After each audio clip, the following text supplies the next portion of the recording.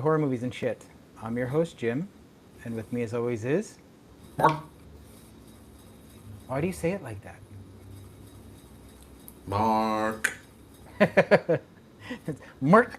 El Marco. I don't know. El Mark. I don't know. Just sounds funny because it's like, Mark.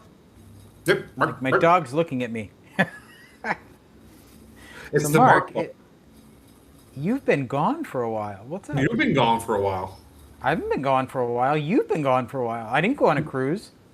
Now you've been on dates and stuff, Jim. Come on. I What's have the had a few. scoop? Yes. Everyone wants to know about your love life. Nobody wants to know about my love life. It's just quiet.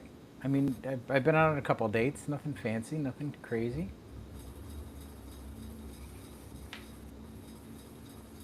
That's it. That's the scoop. There's no scoop. I've Come been on a on. couple You always dates. have a you always have a story. I have no stories. No stories at all. So anyway, Jim, I meant to ask you. I know you've been away for a while, and I know you were up there in DC violently vandalizing the reflecting pool, and then you went to the state fair. So how was I that? know. It was the most amazing thing I've ever experienced in my life, my friend. Cool. I got nothing to say. None of that is true. So what am I going to say? What's new with you? Tell me about some new collectibles you got. Oh, collectibles. Jesus Christ. So, like, I've totally rearranged everything with all of these stupid frigging screen use stuff and everything. Like, Sure. I've just been going down that rabbit hole. Whoa, Yeah. it goes all the way. Look, I'm watching football right now too. All the way there. You Oh mean yeah. soccer? No. You said You football. know what's fucking annoying? Like you get these American idiots who are like, oh, what they call soccer. Oh, that's just for like poor people because all you need is a ball, and that's it's just for like the fucking poor people. I'm People like, say that? yeah. I'm like, but you only need a ball for American football too. So And I don't shoulder know. pads. No, you don't. I mean, it is part of the requirements to wear protective gear. No, if you wanted to go play American football with some of your friends, you don't need pads, Jim. Oh, we don't do that because I tend to break things when I play football, American No, but football. one of this, Jesus fucking, here we go again. So my point is, you just need a ball to play American football too, right? Sure. Just with your friends. That's their Yeah. point. It's like, oh, like football, soccer is like this poor person's sport. I mean, hey. But, okay, if you say so, I don't follow sports, so I really have no opinion one way or the other. Well, Argentina are beating Cape Verde right now. Go sports. Go sports. So, Mark, I have something I want to try out, and I want you to tell me if it's a success or not. I have 3 movies, and I'm going to read you a review that I wrote. Well, before you do that, God. Jim, when is my masterpiece coming out? So, a little bit about that is I got the cover back. I asked for some changes. I'm waiting for the updated cover so that I can publish it and then give it a date. It should be out before the end of the month, Right, because possibly first week of August. I want to know when I can put in my resignation for my I wouldn't quit your job day because job. I wouldn't need to work after that point. Right? You do realize you're not getting paid for that, right? Hang on, what? That money's going straight to charity. You don't get shit. I never signed up for that. You submitted for it, buddy, and you knew it was a charity anthology. Well, as long as it's going to a straight charity, I'm fine with that.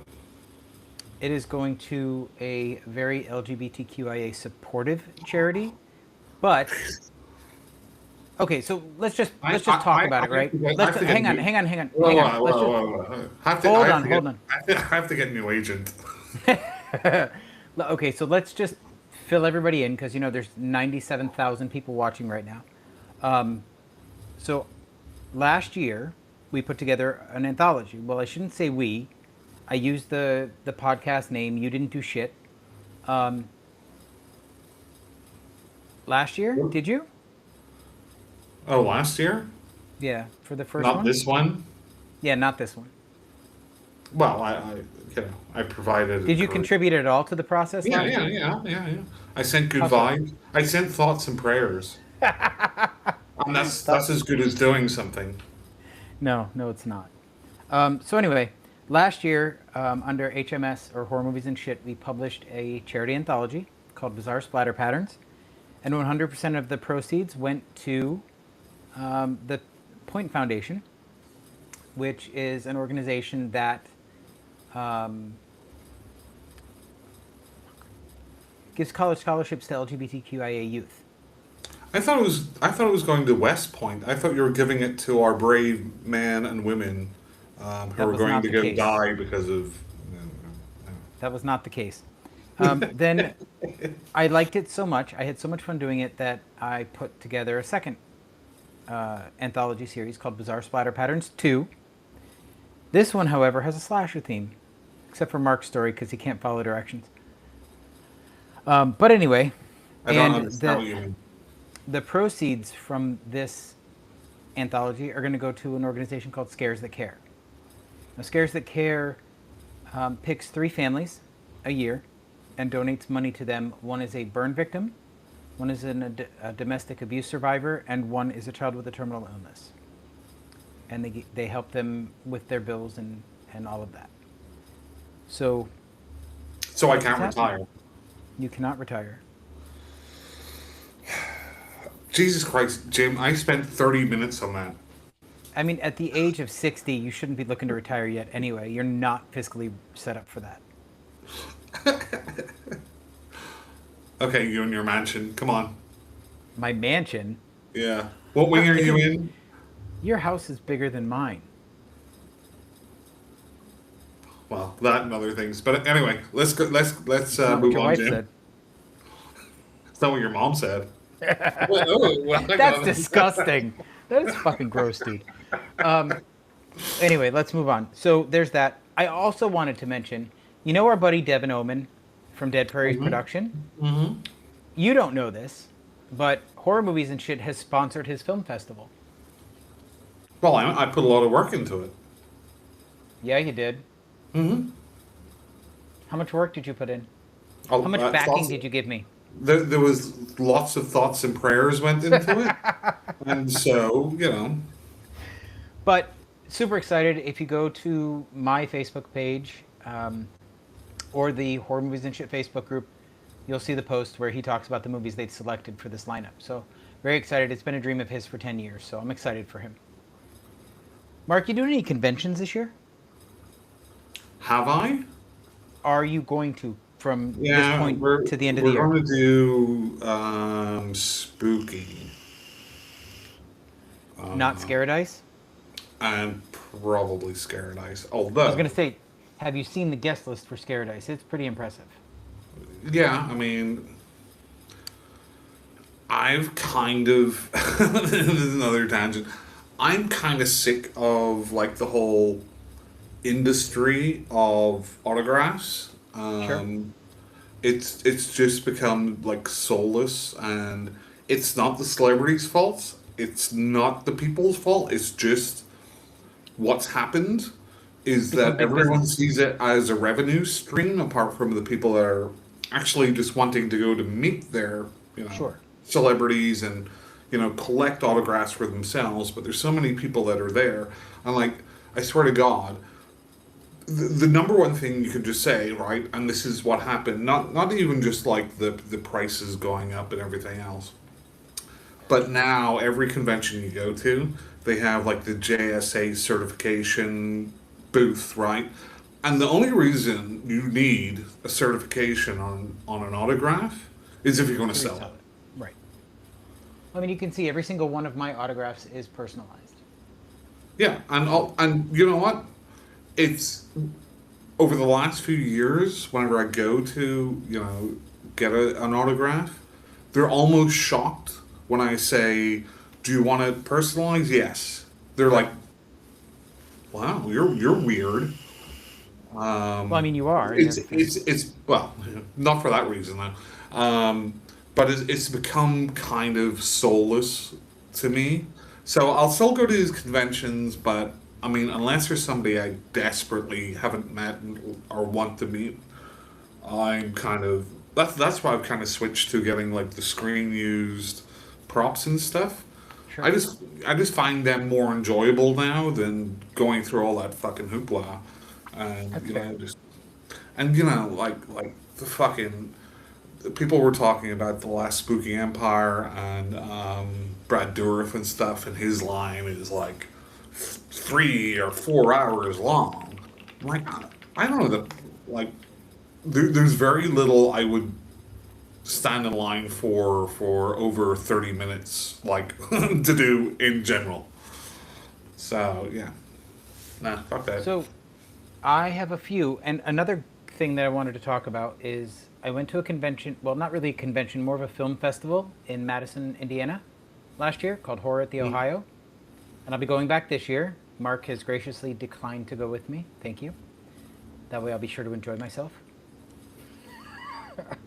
We'll see. You never know. You never know. Yeah, you never know. I have an Airbnb, there's room. But the exciting thing is in probably September or late August, early September, we'll be giving away a 4-pack of tickets. Oh, maybe I could win one. Maybe you could. Although horror movies and shit will be full force doing live streams and with our buddies from Sinister Scripts podcast, so we'll be there.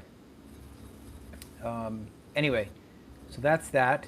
As far as conventions go, I'll be doing. I want to do Scare Dice 100%, but I'm doing Horror at the Ohio, and then I'm doing Days of the Dead in Atlanta in January. Mm-hmm.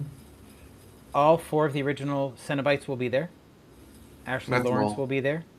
I have not yet, though. I've not had that opportunity yet. That's why I'm so excited to go. Mm-hmm.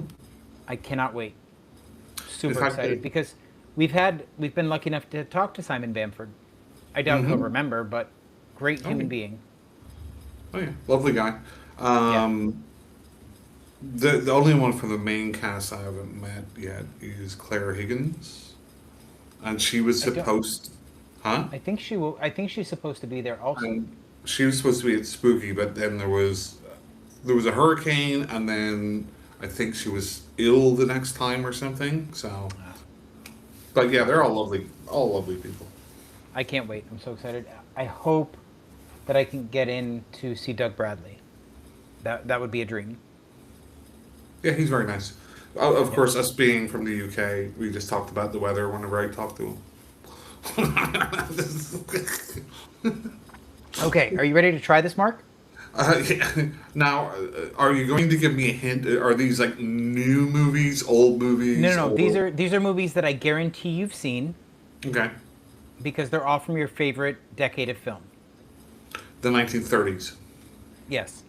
Okay. There are hints in the review, but I ask that you let me read the full review before you guess.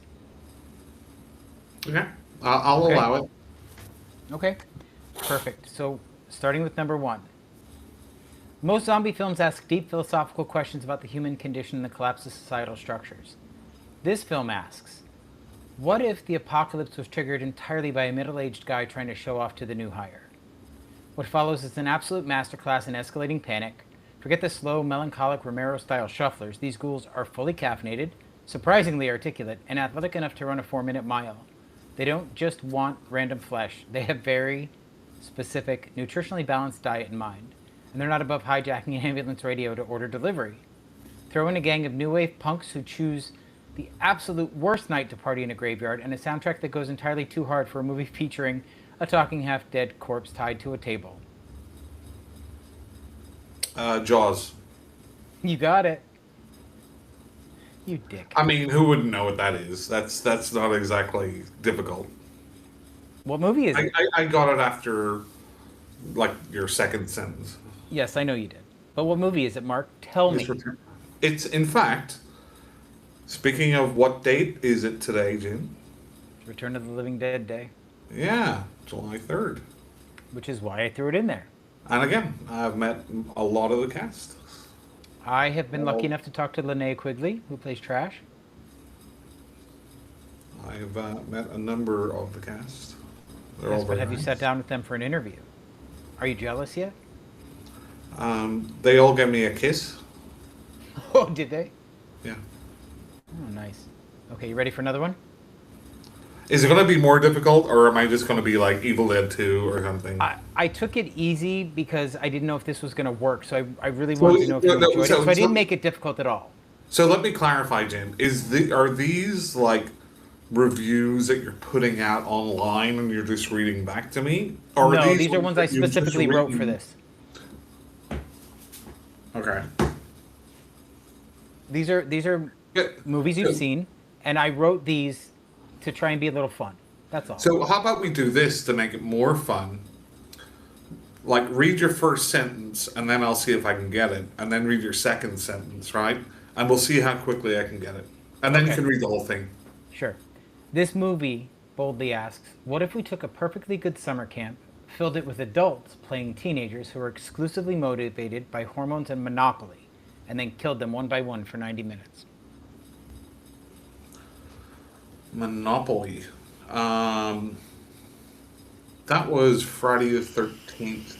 What? 3? First one. It's the first one. Okay. Yeah, they all like honestly like all like the apart from certain parts in it, the setup's so similar for like a number of those first ones. Yes, I know. Um, That's But go ahead, read the rest then. sure. Next line is, we've got an entire campground undergoing extensive renovations that seemingly consist of entirely one guy sanding a single piece of wood for 3 days. The pacing is majestic. We spend a solid 15 minutes watching a rainstorm happen in real time, followed by a riveting sequence where a girl makes a pot of coffee like she's auditioning for a documentary on industrial appliances. But the real chef's kiss is the villain.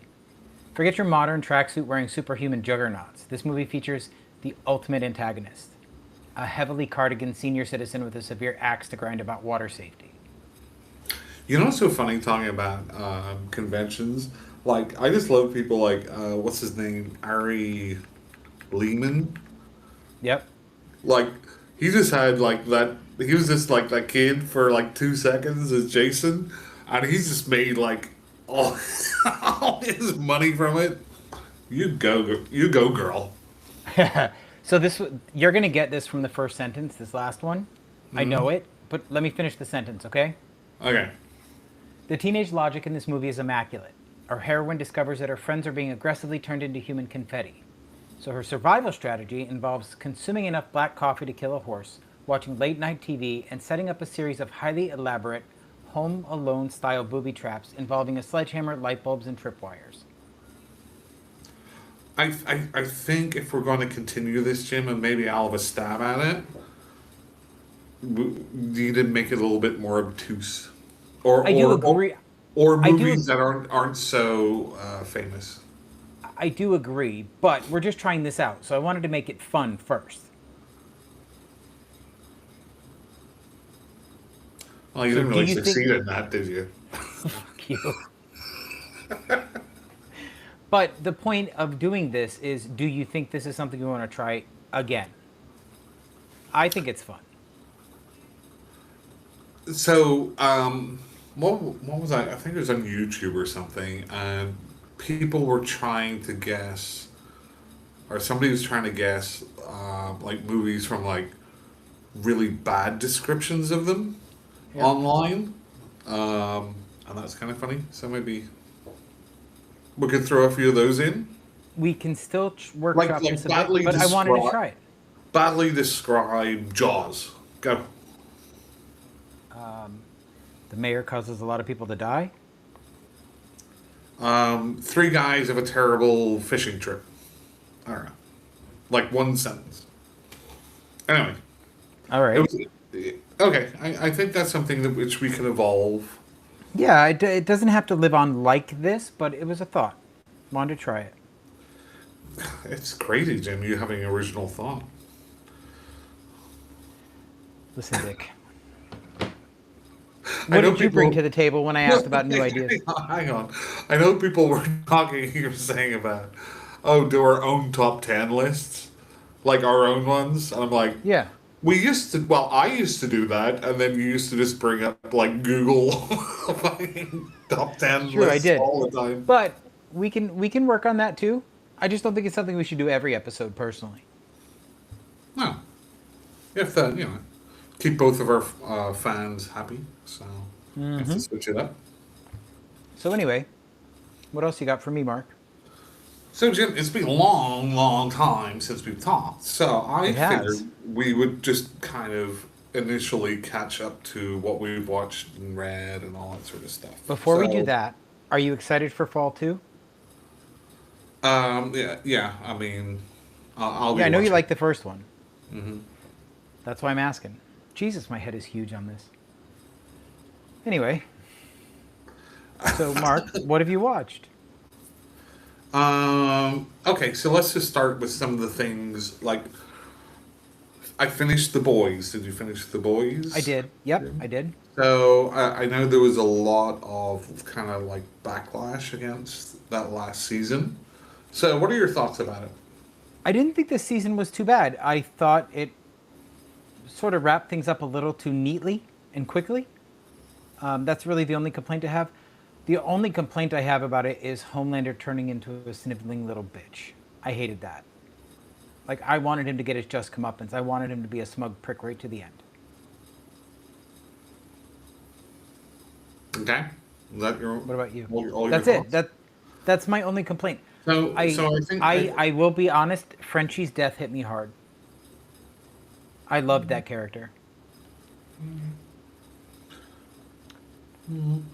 so I mean The Boys has always kind of been that sort of reflection of superhero movies and making it kind of what would probably really happen in real life with corporations and all this sort of stuff, right? Marketing and everything else. I saw people comparing this to the last season of Game of Thrones, and I kind of wonder if they've ever watched the last season of Game of Thrones because those two things are so far apart. Right. I thought the last season of The Boys was a little underwhelming. Yeah.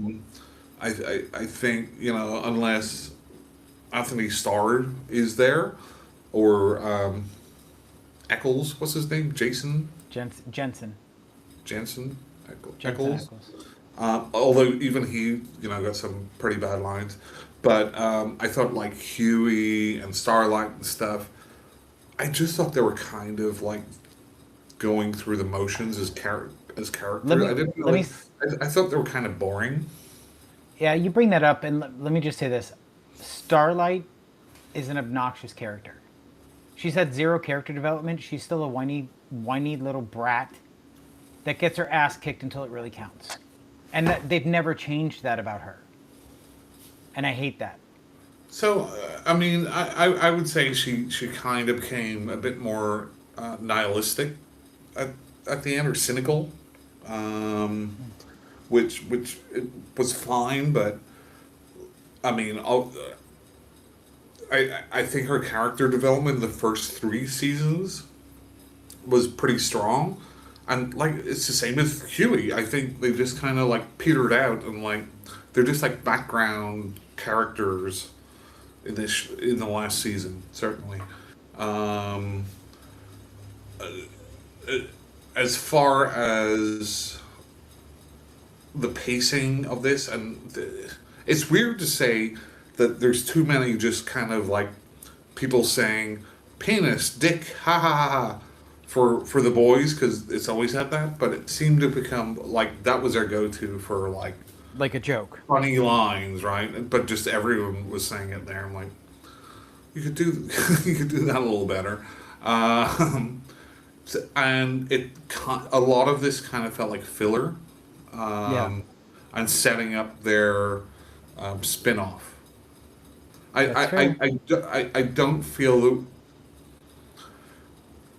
I feel like for example, like whenever Homelander got like the original V thing, it's like I'm gonna be immortal. I'm gonna be this. I'm gonna be that. I'm gonna be. He didn't really change his powers at all. Like, No. And that's what they were building up to, right? We have to keep this away from him, or else he's going to be immortal. And it's just like, nah. Him sniveling at the end was brilliant, and I think that's also in the comics, because that's who he is. Once his powers went away, that's who he is. That's who he's always been. He just always covered it up with his superpowers. So him begging and like that's totally in line with his character. Because he didn't know what else to do, and he's insecure and anyway. So I thought the last season was okay. Yeah, it was alright. But you're saying like a final season of a very good, generally, show to be okay, is a bit of a disappointment. But it's not Game of Thrones disappointment. It is not Game of Thrones disappointment. I will agree At with all. that. At all. Okay, what else did I watch? So, did you watch the show The Burrows on Netflix? The Burrows? Yeah. No. So it's about these elderly people in a retirement community / assisted living facility. It's got Gina Davis, Alfre Woodard,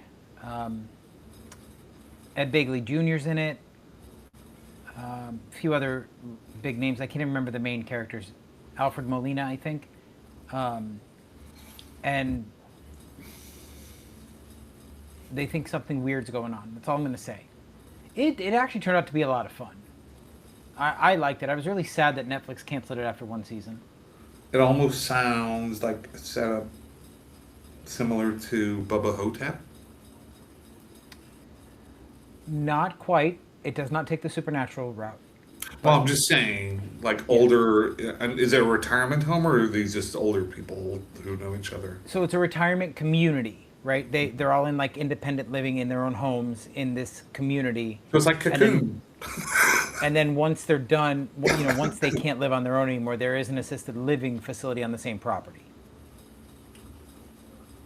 And it may just hit close to home because you know about my cousin. He passed away in April, and he lived with me for the last year. Is it set in Florida? It is not. I think it's California or Wow, Reno crazy. or Nevada or something. Oh, Reno. But it was really good. I liked it. I really enjoyed it. I think I saw a trailer for it or something. Because that rings a bell now. It gets a little weird, but I liked it. Okay. And I think I've actually probably read more books or listened to more books than what I've watched, but we'll get there. Okay, so this one fucking blew my mind. I kind of, in the ether, heard some good things about what I'm going to talk about. And then whenever I posted online about how insulting it is to the audience, people were like, wow, I thought this was really good. I'm like, I think it's great. People think it's really good, but I don't fucking understand why. And it's the Russell Crowe vehicle, The Pope's Exorcist. Okay. It's insultingly bad. Well, it's not even bad. It's insultingly a ripoff. So much of The Exorcist, down to the T. They tried to do a little, Spanish Inquisition thing. But do you know why it's a ripoff? Because they copied, like, every single thing in it? No. Because the gentleman who wrote it is the son of Jason Roberts, is it? Who played Damien Karras? And he was writing it from the perspective of him as a child watching his father film that movie. I don't care. Fair enough, but no, honestly, you got to give. I'm a viewer. But you have to. No, I'm a viewer watching a movie. Now, if they said this is like The Exorcist, the unveiling or something, and they're saying this is what happened behind the scenes, and you could make something to say, oh, well, this is kind of the true story of the making of The Exorcist or something. Fine. But he couldn't do that. He couldn't get the rights to that. Huh? He couldn't get the rights to do something like that. Are you kidding me? Why not?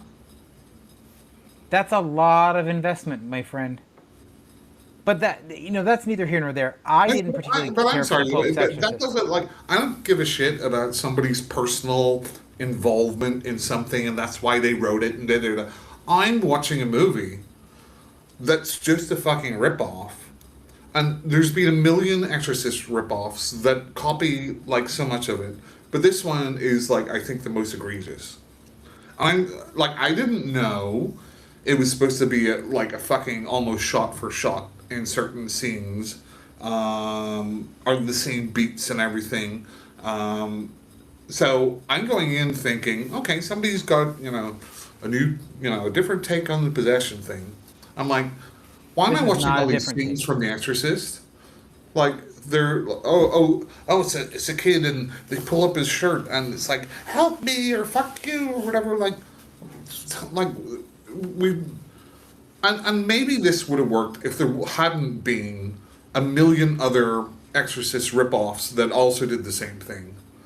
But you're getting a major actor in here who I think he was having fun in the role. I don't think he. It's all. It it almost to me was like a parody. It's almost repossessed for me. That was kind of how I felt also, to be honest. Not about the ripoff portion, but I couldn't tell if this was supposed to be making fun of the genre or supposed to be a serious film, and the tonal flips bothered me a bit. And I swear, this is a weird thing, like, because, whenever I start watching something, and, you're probably the king of this, and you don't like it, you start looking at things and Yeah. picking them out, right? Yes. And, like, I swear to you, and I don't want to go back and rewatch it, but I feel like the mother and the daughter had the same clothes on for the entire movie. It's probably not untrue. But it didn't take place over one day. No, it did not. You're right. And why didn't they just fucking leave? Like, I swear to God, it's so fucking stupid. It was so dumb. And, people said they really liked it. And I just don't see why. I mean, that's fair. I can totally see that point of view. I did not hate it as much as you did. I thought it was all right, but it wasn't fantastic for me, and it wasn't awful. it was. Anyway, we'll move on. Jim? Did you see Lee Cronin's The Mummy? No, but I know. I think maybe we had a discussion online or something, or maybe I posted something online. I guess it's on HBO now, so I'm going to It watch is. it. I thought the trailer looked terrible, and The then I movie. heard people talk about it and say it's not really like a mummy movie at all. It is not. Not at It's all. more like an Evil Dead movie, And it is supposed to be in the Evil Dead universe. This is just different lore that does the same thing. and which I kind of don't like that concept. Like, if you're going to do it, make it your own. Um, I fucking hated it. so I just heard it was very like violent. So I'm like, okay, I'll watch that. It is you Lizard brain. you like I will be able to tell what scenes they copy and pasted from other movies. 100%. And that bothered the shit out of me because you know how obtuse I can be. And I won't catch things like that, but I was doing it through the whole movie, going, oh, they took this from that. They took this from that. It pissed me off. So and were you excited to go watch it? I thought it looked like it could be a good movie. Right. I, don't- So I wouldn't say excited, but but you it were looked like it interested. could be a good watch. Yes. So I wonder if me going into it, not because like I wasn't excited for it. I've just heard like it might be kind of violent, so it's not like I'm going into it like, oh boy, I really wanted to watch this movie. Maybe with my lowered expectations, I wonder if that will affect how I I view it, I don't know, but or maybe I'll get the Pope's Exorcist vibe from it.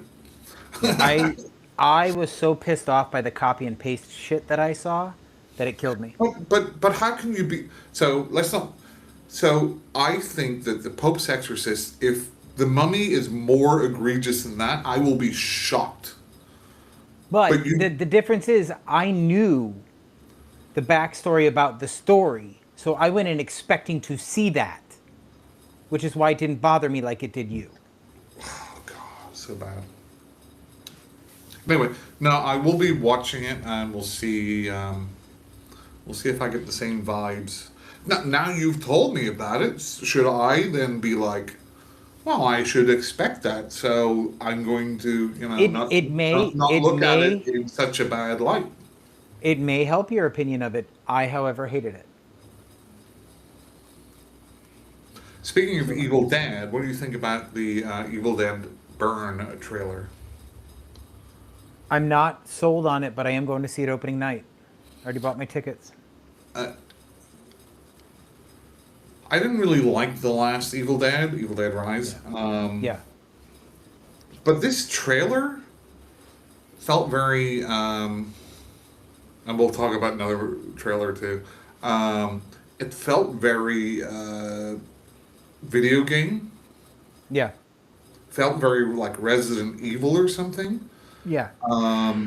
And initially it was like, I haven't really seen a trailer, and I wonder if the whole movie is going to be kind of shot that way, or whether that's just for the trailer. I honestly don't know.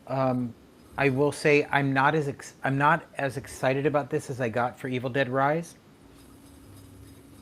So I don't know. So what I liked about that trailer, initially I was like, it's interesting the way they're shooting this. Again, it's like Are we talking about the teaser trailer or the full trailer? I think it's like 2 or 3 minute trailer or so. Okay, so that's the one that shows a little bit of the backstory about the girl going to meet her husband or boyfriend's family or whatever. Or maybe not.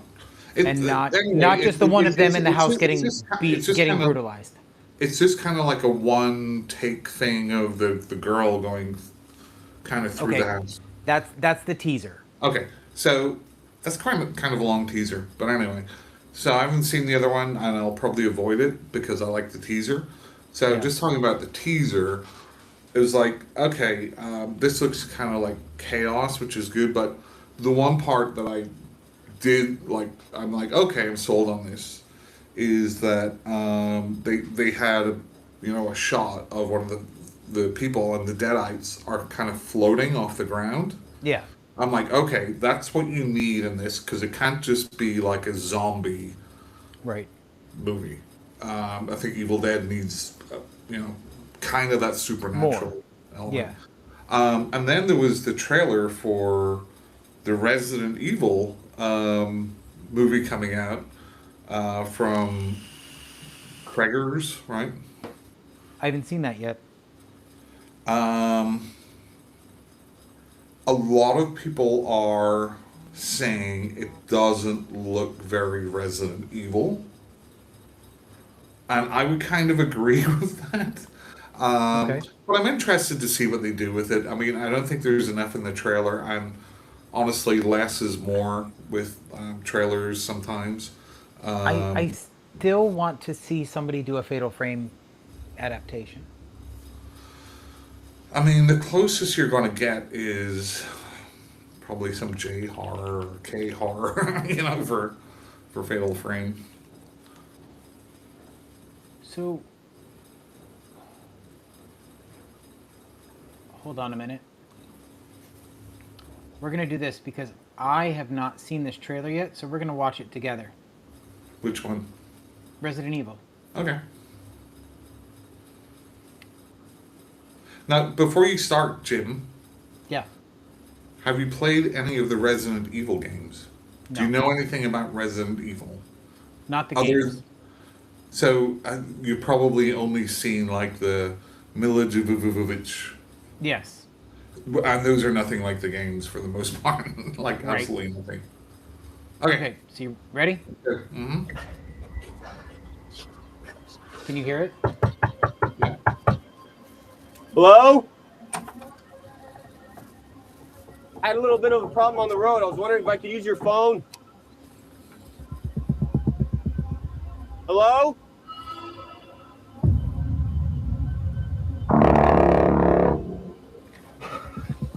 Farting noise. Yes, we're sorry. Excuse me.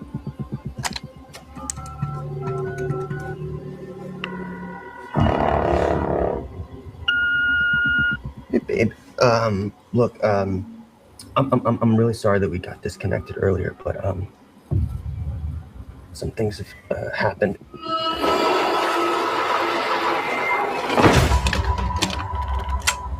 I'm in like a seriously fucked up situation right now.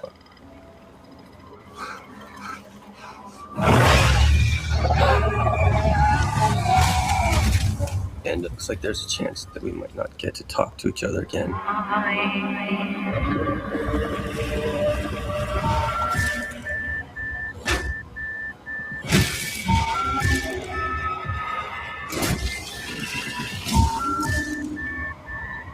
I just wanted you to know.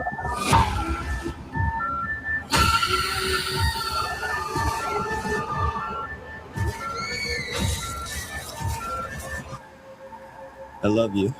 I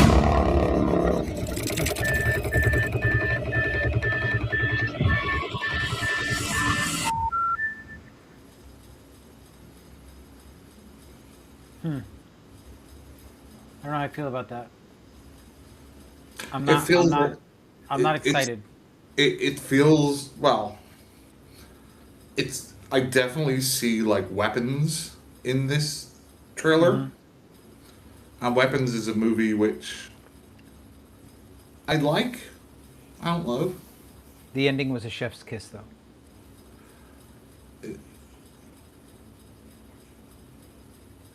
Yeah, I mean, I liked it. I liked it. Yeah. So he's kind of like, and we talked about Barbarian before. It's two interesting, different short movies put together that doesn't make any Right. sense.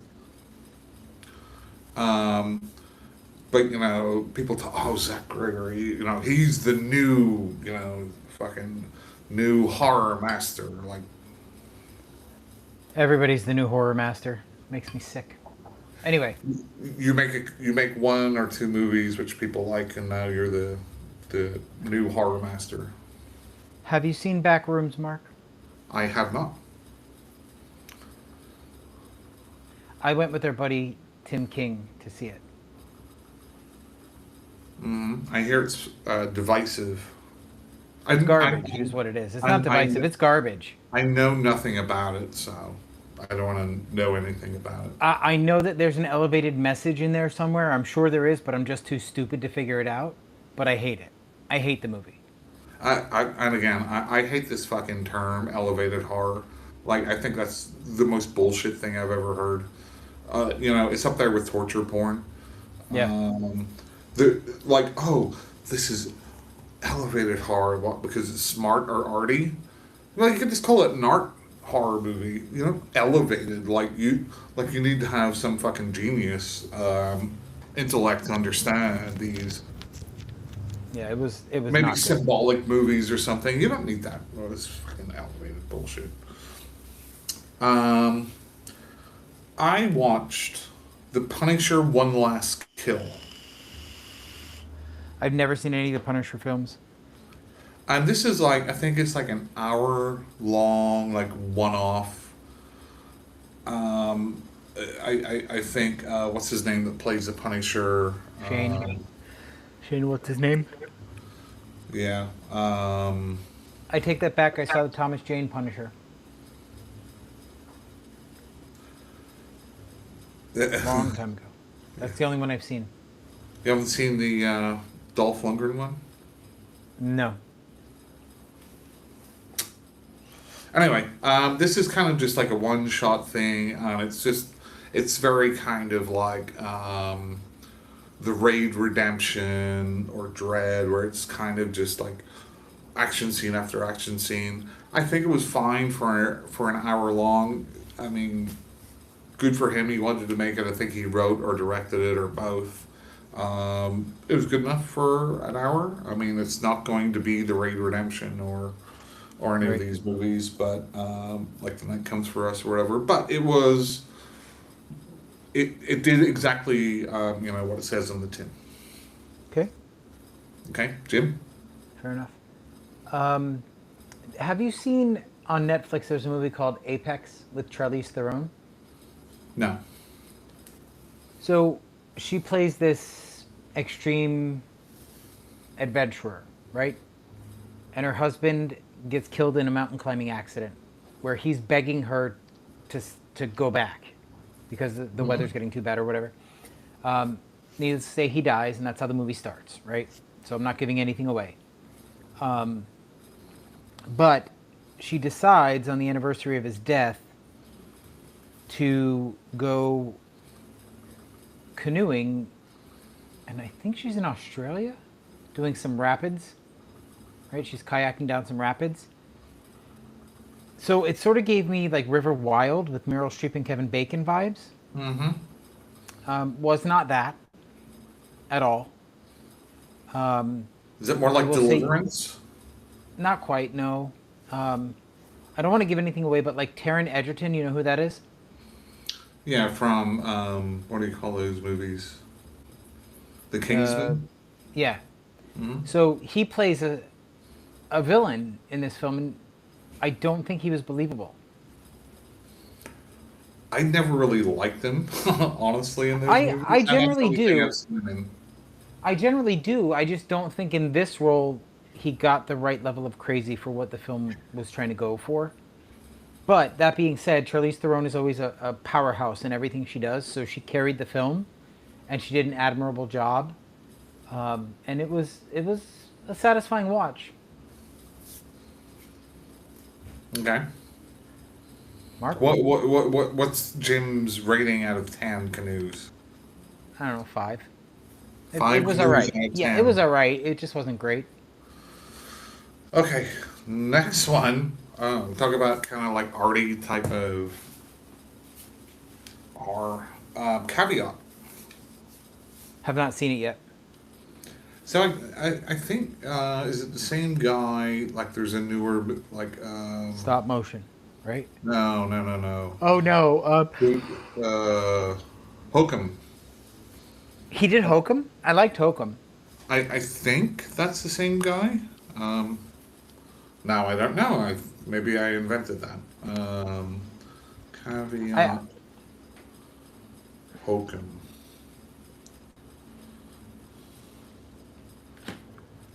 Hookup. No, Hokum. Hokum. Well, we know what Mark's web history is going to look like. Yeah, it's the same director. I enjoyed Hokum. I thought it was fun for what it was. But it sort of did the Barbarian thing where it took this left turn. But Adam Scott's amazing, so it wasn't too bad. Yeah, the famous Hellraiser actor. Adam Scott was in Hellraiser? Mm-hmm. Which one? Bloodlines. Was he really? Yeah, he was in the. He was one at the start when they're back in France. Remember, it's like the Count or whatever. And Yeah. He's like his friend or whatever, and he's the one where he kind of takes over Angelique. And then she's like, "Oh, I have to go see this guy after hundreds of years, the guy that did the Lament configuration box." And he's like, "No, you can't." And she's like, "Cut stud in Hell's way," and kills him. Huh. I'll have to look that up because I don't remember that, but I haven't seen Bloodlines. I think I've watched it once. So Caveat.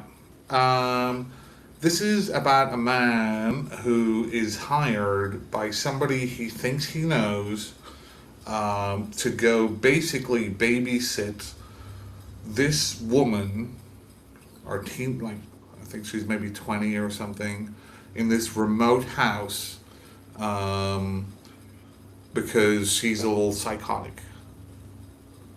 And he just has to do it for like a week or a weekend or something. Okay. However, he, whenever he gets there, the guy who's hiring him says she's terrified of being attacked by people. And it just so happens in this house, her like grandmother or whatever was kind of a sleepwalker. So we have this straitjacket attached to this big chain. So you could kind of walk around, but you wouldn't be able to get into her room. So he convinces him to put this on. It's all very kind of like the characters are very. It's not surrealistic as far as being, but the characters are kind of like not real characters. Like you wouldn't expect anybody to really do some of the things that these people are doing. Right. And like his relationship with the guy that hired him, because he's got kind of like amnesia, and he doesn't really know how he met this guy, but he's there, and this was, I think, would have made, and it's got like J horror elements to it and stuff. This would have made a very good, like 45-minute short, Okay. but there's just not enough. Like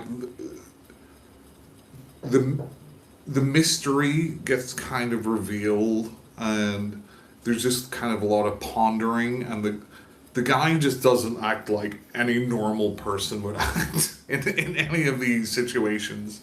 So it's kind of like that dreamlike. It's kind of like dreamlike kind of logic. Okay. There's some good, effective moments in it. I love the way it's shot.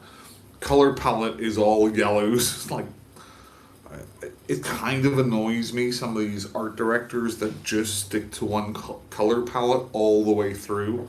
Right. It's kind of boring. I don't want to just look at yellow for 90% of the movie. Sorry.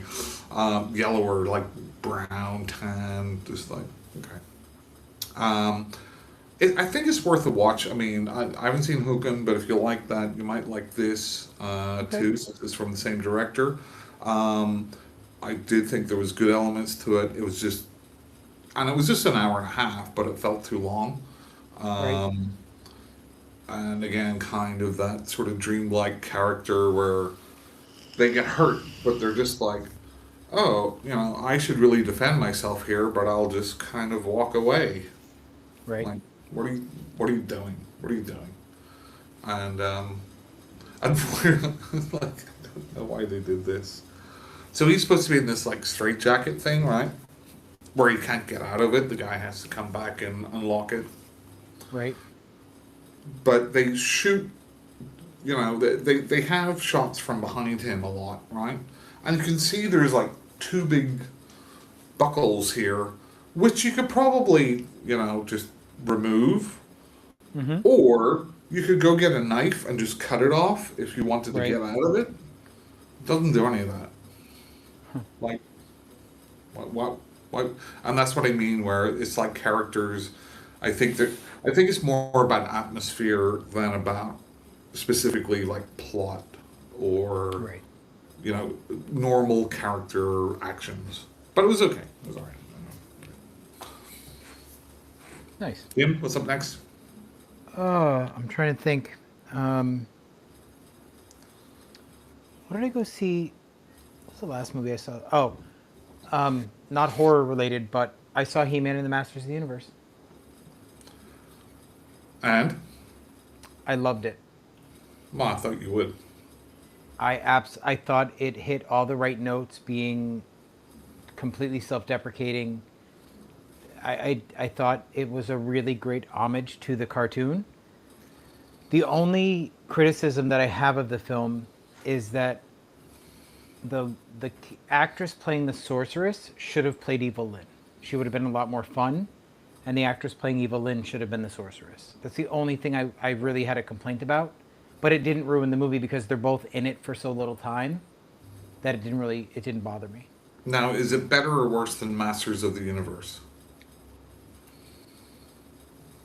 The Dolph Lundgren one? Mm-hmm. Yes, the other He-Man movie. Hello. I have not seen that probably in 30 years, so I would need to rewatch it to give it a fair Wow, comparison. that's I don't two remember. Dolph Lundgren references I brought up. I will say he does have a cameo in the film. If he dies, he dies. But I thought it was fun. I thought it hit all the right notes, and I actually really enjoyed it.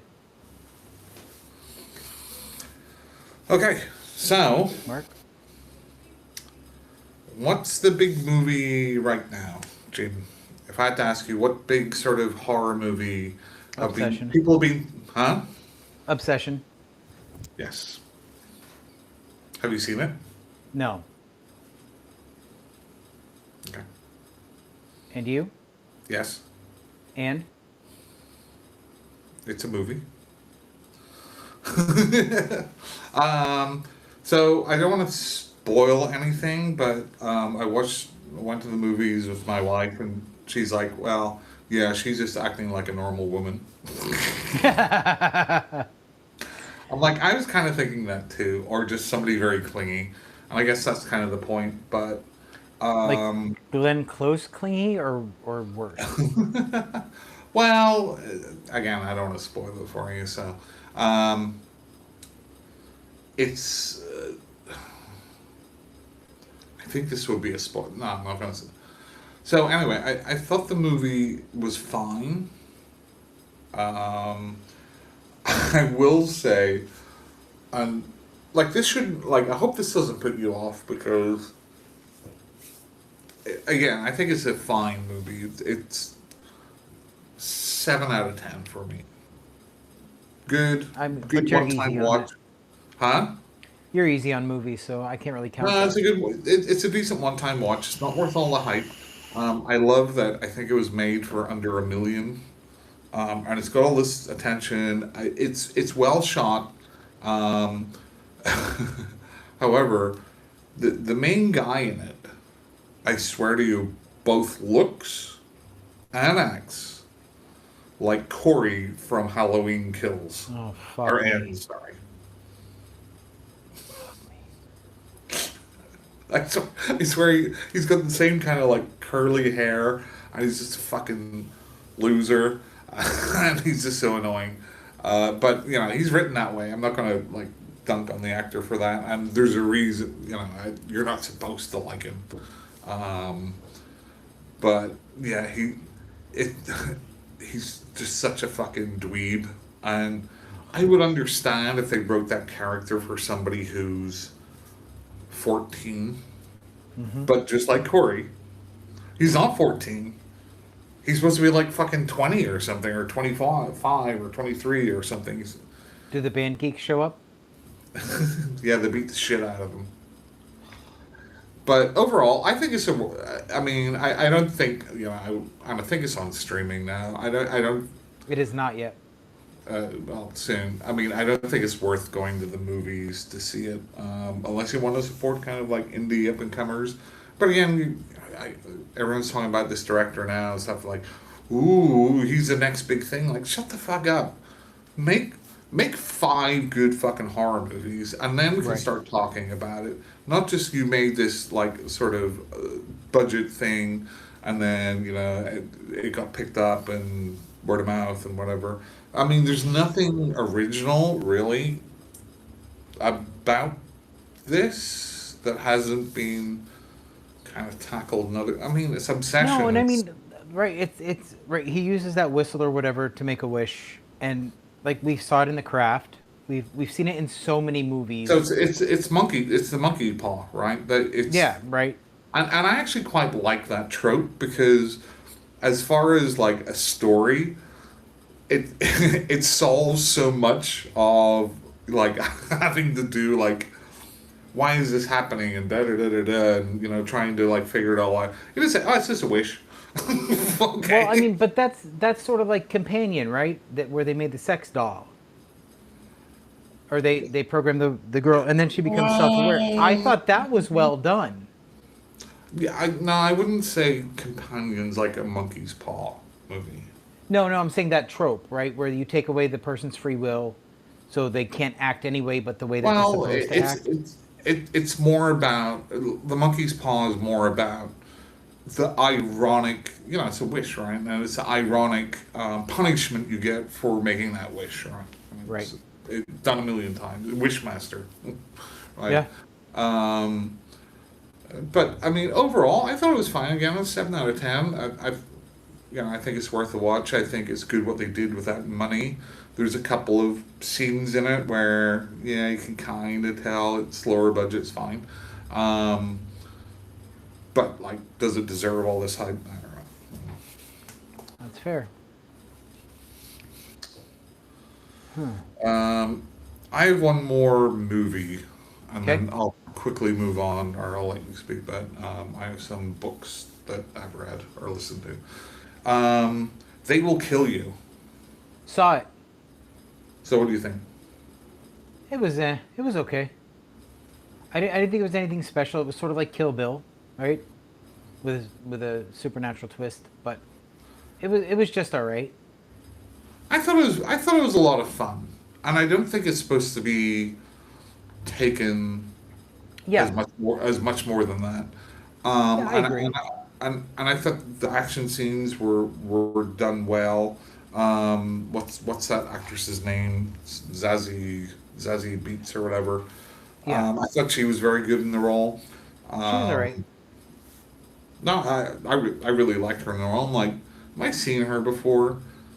And then I looked her up and I'm like, oh, she was Domino in Deadpool. Okay, I'm like, okay. But no, I liked her performance in that. I thought what you need in that role is like a lot of energy um, in those scenes, and I thought she was very good. I did like the whole fucking pig's head thing at the end. Yeah, I know people call it like Kill Bill meets Evil Dad. I wouldn't yeah. kind of go that. I mean, No. I get those two going together. There was another movie, and I'm like, it really feels like that sort of movie, but I can't remember what it is. I thought it was fun. I mean, that's the sort of movie in a year or two I might want to rewatch it just because it was fun. Yeah, that's Um, fair. I do agree. It was fun, but I didn't think it was anything spectacular. I did enjoy Heather Graham's performance. I thought she was good. I detested Patricia Arquette. I thought she was garbage. Let's not talk about her accent. I'm like, why? The director's like, hey, like I don't know whose idea it was because there was no need for it. There was no No, need for her to put on this. that terrible accent. It's like Dick Van Dyke in Mary Poppins bad. Yeah, It it was is. distractingly bad. I'm It like, was. It was awful. and then like halfway through, I'm like, is it supposed to be funny? But like her accent just specifically, but I Right. don't think it was. And I love Patricia Arquette, but like that was bad. That was terrible. It was absolutely terrible. But Heather Graham was spot on. Like her comedic timing was great. Yeah, I mean, yeah, I think the ensemble was good. I think the action scenes were good. I think it was fun. It's nothing more than what it sets out to be. Yeah, It agreed. is what it is. Yep. And people were comparing it to like Ready or Not and stuff. I don't really. I mean, at the base level, woman has to like defend herself from people trying to kill her. I'm like, that's a very basic view, like stupid comparison. I think they're very different movies. How? How are they How? different? Yes. Because they're stylistically different. I think they're trying to kill you is very much like a comic book movie, whereas Ready or Not is not. I think More Ready or story Not is driven, aesthetic, visually is very driven. much more like a what's the one with Barbara Crampton in it, where they kill all the family members in the house. Uh,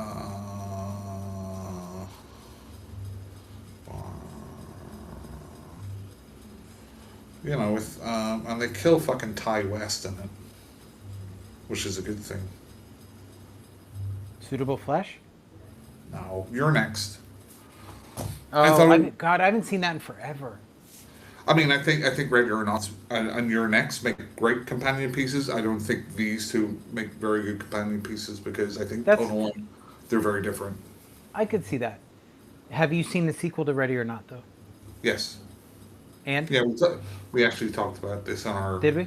yeah, which I thought was good. It was around the same as maybe not quite as good as the first one, Yeah. but they had. Have you watched it? Yeah. I don't think you could watch it when we talked, We but must. I must not have. there was one scene in it which I thought just felt totally out of place. So now we can talk about it. We're talking about the one at the gate. What scene?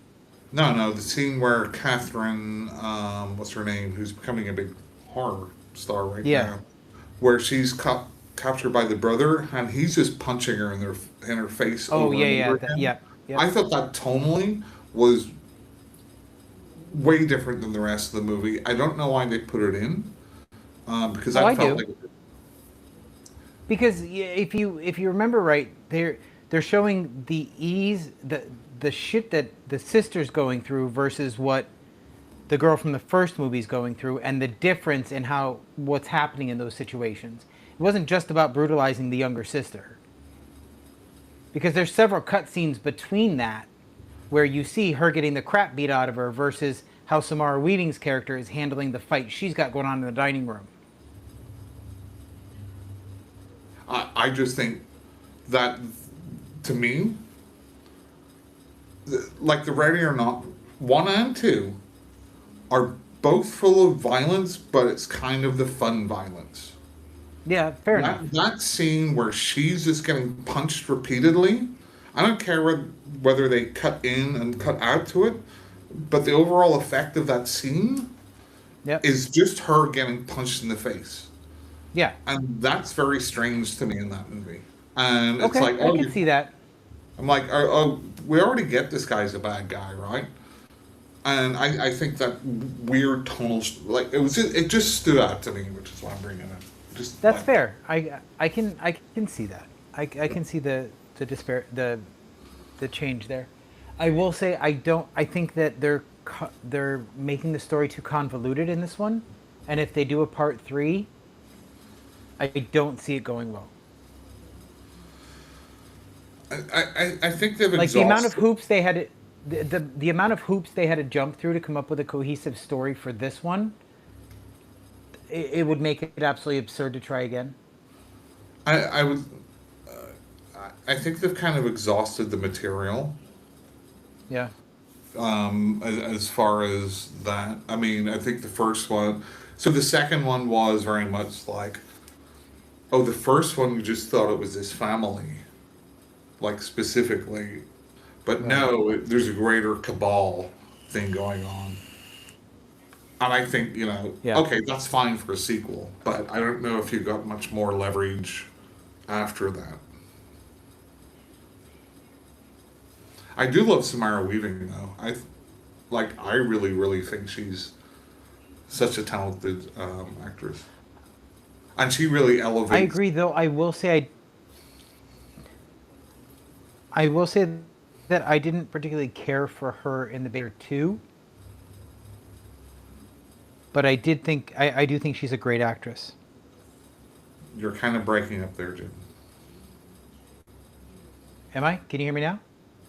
Yeah, but you're all kind of blocky and stuttery. Weird. Anyway, better? yeah, I gotta go to the bathroom real quick, and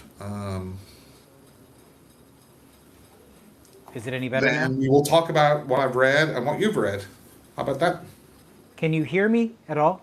Yes. Did you hear me? Okay. I did, but you were ignoring me when I was trying to see if it got any better. Okay. Be right back. Okay. Did you hear me? I'm going to go, and then I'll be back.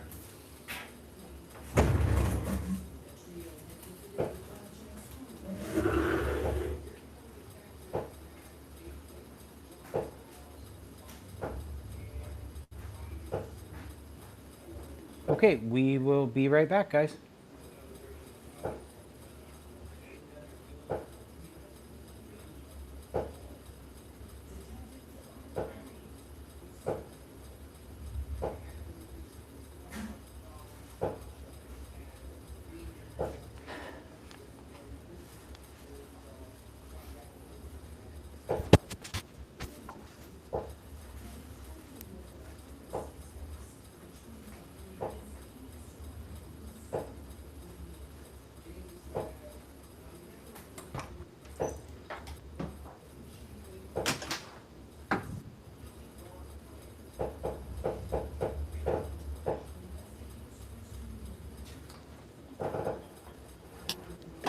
That must be fireworks.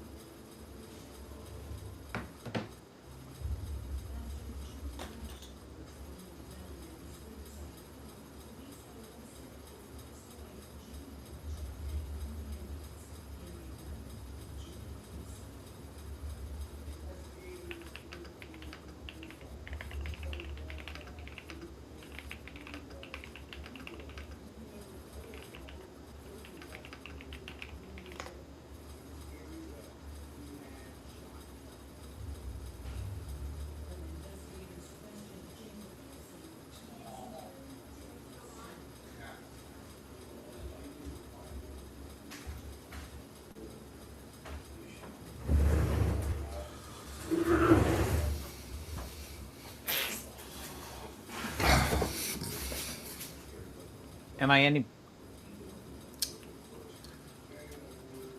Am I any better now? A little bit. I'm not. Yeah, I I'm think choppy, really. yeah, I think you're better now. Like, You can were you so see my blocky face? whenever I came in, but now you're a bit clearer. All right. Okay, let me pull up my phone so I can grab my audiobooks.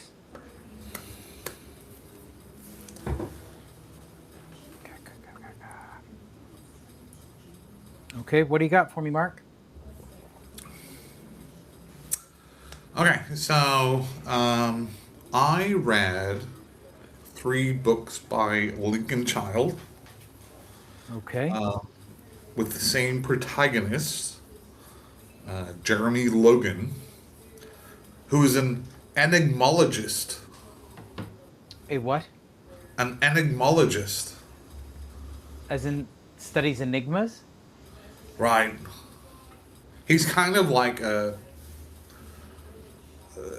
ex, like a Mulder or whatever, right?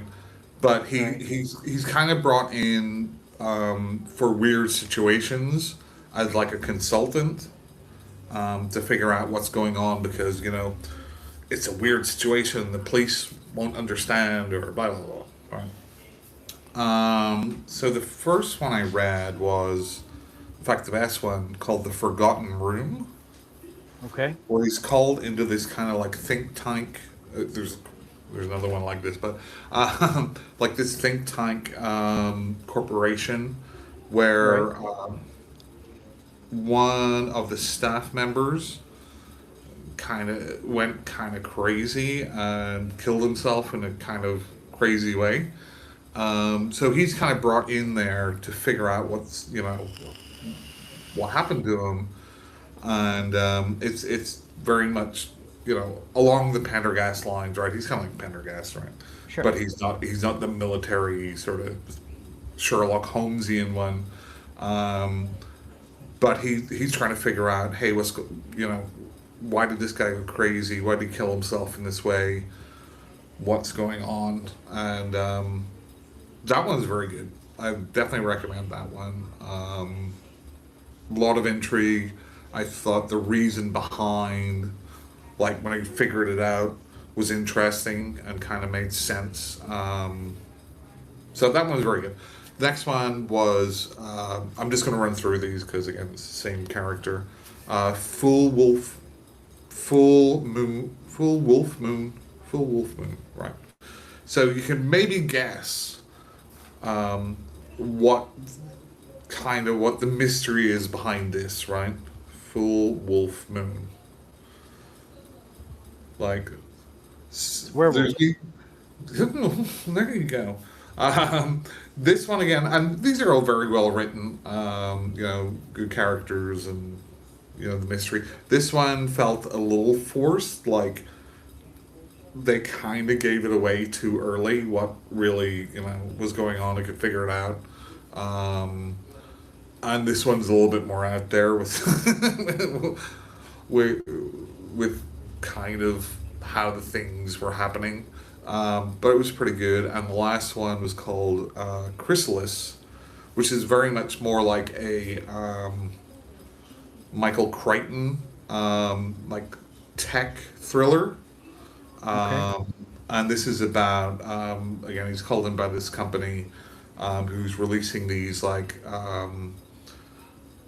AI like goggle, like kind of like the Google specs, smart kind of glasses. But some of the board members meet Grizzly Anns and they don't know why. And they're like, it's probably to do with this tech and stuff and about what's going on. So that one was pretty good too. And again, that was very much more like a tech thriller Okay. than the other two. But that was pretty good. So those were 3 I read kind of in a row. So Jim, go. Okay. So I actually ripped through 8 books that are hugely, wildly popular right now. Lord of the Rings. No. Harry Dungeon Potter. Crawler Carl. Dungeon Crawler Carl. I ripped through the entire series in less than a month. So you like them then? No, not at all. Good. Yeah, they're actually quite funny and entertaining. They're if you ever had to tell somebody what this story was about, it sounded like you were a 3-year-old making the story up on the spot. It's ridiculous, and I loved it. It was so much fun. And the performances are fantastic. The narrator's amazing. Jeff Hayes does an amazing job, and Matt Dinniman just has a knack for the humor that I like. Is that it? Have Is that your... you checked them out at all? No. You should. I don't know. So it's sort of like if Dungeons and Dragons came to life, but the Dungeon Master was high all the time. So like So it most just Dungeons gets- and Dragons games. Yeah, so like, there's a character that is the head of a sex doll. There is a talking cat that wears a tiara. So essentially, the aliens come down and they set up this, like the Running Man type maze, where there are 18 levels. Nobody's ever made it to 18, but the rules are different on every level. Every level's a little bit different. You have to face these bad guys on every level. But you either are in the dungeon or you're not. And I can't tell you more than that because it would ruin the story. And there's also an AI that has a foot fetish. And it's just, it's so fun. It was so fun. But I don't know that I would have had that much fun had I not listened to the audiobooks. Because it does get kind of convoluted with the story and trying to remember everything. But the audiobooks are just So what genre is this? lit RPG. So it's like a role-playing game told in story. It's like a role-playing game told in story form.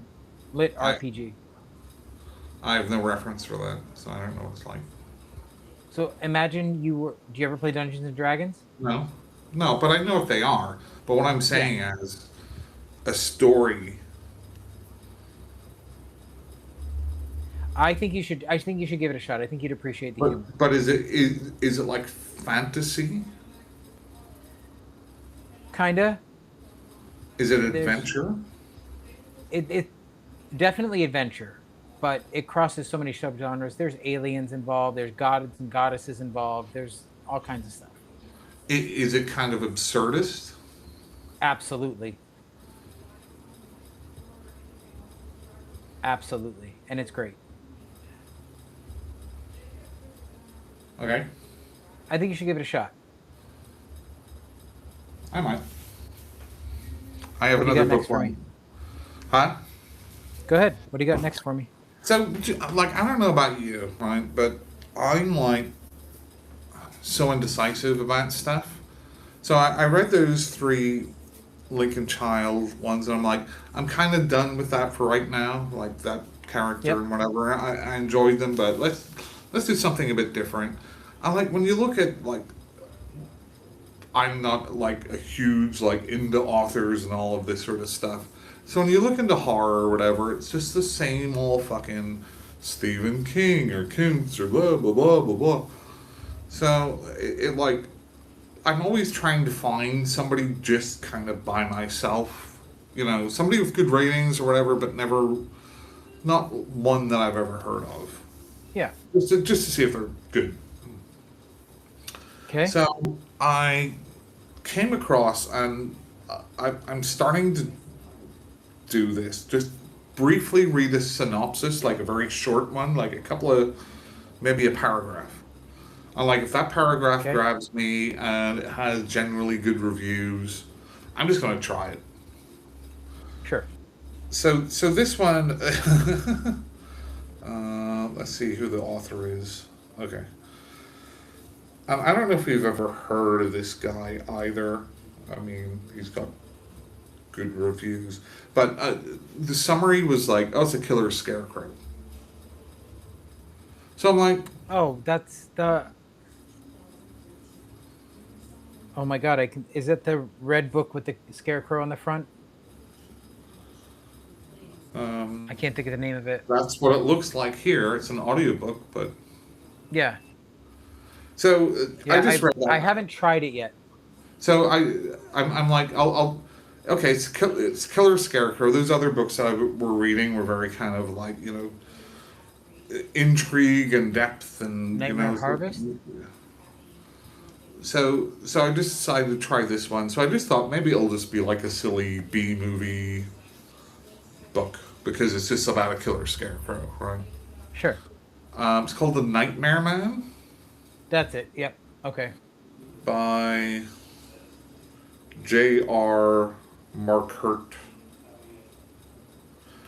So again, going into it thinking this is just about like maybe teens being, you know, killer scarecrow out there or whatever, and then it's like totally not that at all, really at all, and it. I hate to say it, it's kind of Stephen King-ish. Oh God, that's such a lazy fucking thing to say. But that's kind of the vibe that I got because it's about a horror author and there's murders and it's, he's written a book about this killer scarecrow and similar murders have been happening. And it's kind of got that sort of, what's the, like, was it like the dark half or whatever? Not that that's what the book's about. As far as I know, I'm close to finishing it, but it's more about that than a scarecrow going out killing people. Sure. I think it's very, very well written. We'll see how it wraps up in the end. Again, I'm very close to the end, but I think they have to tie it up. But I thought it was very interesting, so I downloaded another of his books called Dig. So we'll see how that is. But yeah, I thought it was, Can I it's make a very recommendation for you to check out? Huh? Can I make a recommendation for you to check out? Sure, I'll probably forget that. The Jigsaw Man by Gord Rollo. Okay, what's that about? It is essentially an updated version of Frankenstein. It's very good. It's very well done. That's all I'm going to tell you because I really think you'll enjoy it. Does he cut people into jigsaw pieces and then put them together? No. Does he use a jigsaw to cut people No. into jigsaw pieces? No. And then has John Kramer in to sew them all together? No. It's the jigsaw trifecta. No, it is not. So anyway, on to Getting my next jiggy my with other it. read. Would be the title of the subtitle. So I also read Rideshare by our buddies Tim King and James Kane. Mm-hmm. Have you read it? No? Very good. It's a collection of short stories about people that have all used the same rideshare service. And they played this game with me. Tim and James did, where they didn't tell me who wrote what stories. Mm-hmm. So I had to guess, and I was wrong on 2 of them.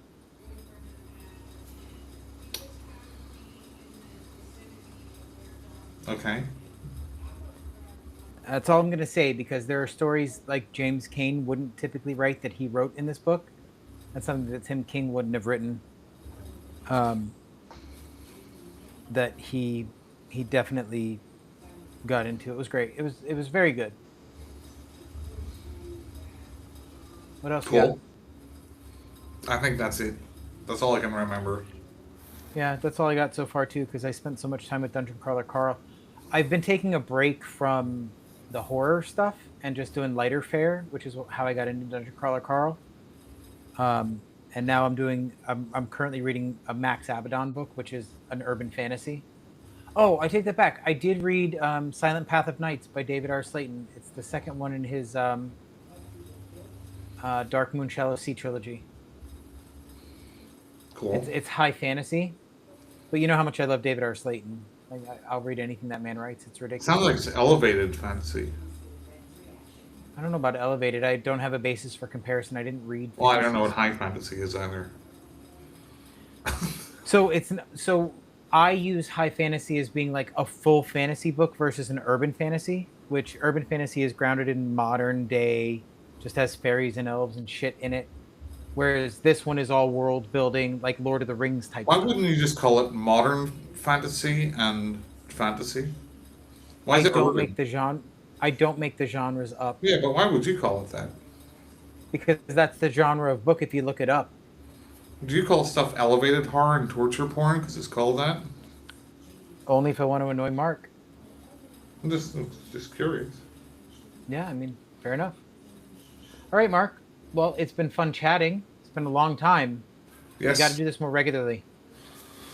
Yes, we'll have to come up with some interesting, fun ideas. I'm going to do this again. I'm going to take another stab at this. Trying to stump you. You come up with something fun for next time. Yeah, we might do the horror. I'm telling you, doing that horror bracket knockout thing to get to like the best horror, but we do need, I think, at least one other person, because it would just be me like this one, and you're like that one, like. We'll just see what we can do. It would just not go further. We will see what we can do, my friend. Alrighty. All right. Okay, everybody, thanks for listening. If you are listening, I don't know, this new platform is a little bit weird right now, but I'll get it figured out. Anyway, thanks, everybody. We'll talk to you soon. Bye. Stopping the live stream.